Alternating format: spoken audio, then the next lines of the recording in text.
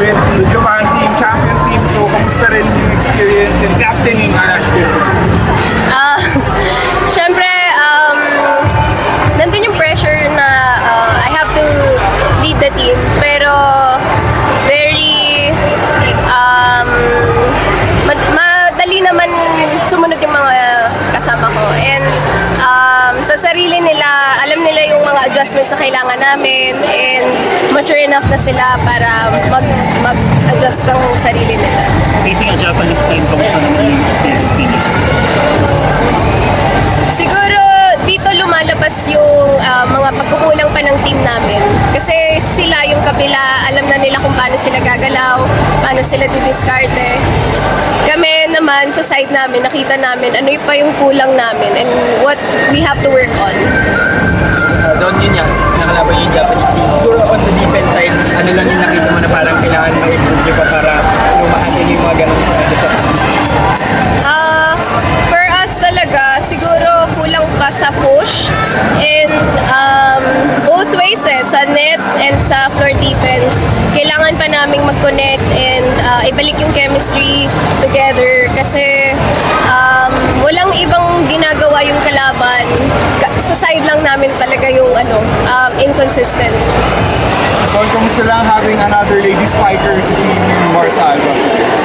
Ako na yung teammate ko si Mars sa F2. So, alam ko na siya, very stable na setter. So, hindi naman siya nahirapan na mag-adjust when she came in last week. So, tiwala ako pag nandiyan siya sa loob. Doon bukas ulit, ano makikita mo parang points of improvement na magagawa natin for tomorrow's game? Siguro dahil nakalaban na namin sila today, madami na kaming makikitang improvements for tomorrow and mga kailangan namin i-work on pa. Thank you, Don. Thank you, Don. Sobrang importante talaga ng exposure na ganito kasi dito namin nga makikita ano pa talaga yung kulang ng team. Kasi if we stay in our bubble, wala na kaming growth na wala nang room for growth, kumbaga. If we fight against this top caliber teams, mas madami pa kaming matutunan, especially from them, di ba? Kasi iba yung style talaga ng international. Ang tapin parang sa mag-isa na the middle part getting to the talent of Siguro nga yung inconsistencies pa na kailangan naming i-work on na paano maging consistent in our own selves. Kasi individually, you can be so,